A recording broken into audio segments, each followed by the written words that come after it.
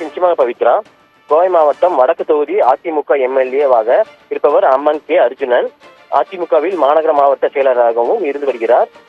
முந்தைய சட்டமன்றத்தில் கோவை தெற்கு தொகுதி எம்எல்ஏவாகவும் இருந்தவர். இவர் கடந்த 2016 ஆண்டு முதல் 2022 ஆண்டு காலகட்டத்தில் தான் வருவாய்க்கு அதிகமாக சொத்துக்களை குவித்ததாக லஞ்ச ஒழிப்புத்துறைக்கு புகார் குவிந்து இருக்கிறது. அதன் அடிப்படையில் கோவை லஞ்ச ஒழிப்பு போலீசார் அவர் மீது வழக்கு பதிவு செய்துள்ளனர். அதிமுக அம்மன் கே அர்ஜுனன் மட்டுமின்றி அவருடைய மனைவி விஜயலட்சுமி பெயரிலும் வழக்கு பதிவு செய்யப்பட்டுள்ளது. தான் வருவாயை காட்டிலும் 2 கோடிக்கு அதிகமாக மதிப்பிலான சொத்துக்களை குவித்திருப்பதாக அம்மன் கே அர்ஜுனன் மீது வழக்கு பதிவாகி இருக்கிறது.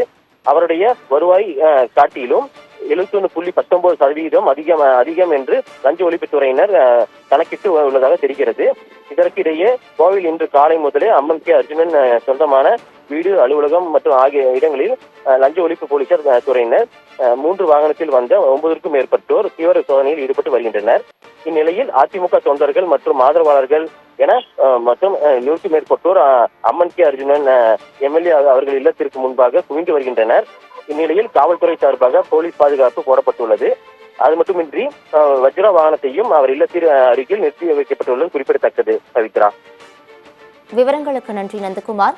கோவை வடக்கு தொகுதி அதிமுக எம்எல்ஏ அம்மன் அர்ஜுனன் வீட்டில் லஞ்ச ஒழிப்புத்துறை அதிகாரிகள் சோதனை மேற்கொண்டு வரும் நிலையில் அவரது வீட்டின் முன்பு ஆதரவாளர்கள் குவிந்துள்ள நிலையில் அப்பகுதியில் பெரும் பரபரப்பான சூழலானது ஏற்பட்டிருக்கிறது. முக்கிய செய்தியாக பார்த்து வந்தோம்.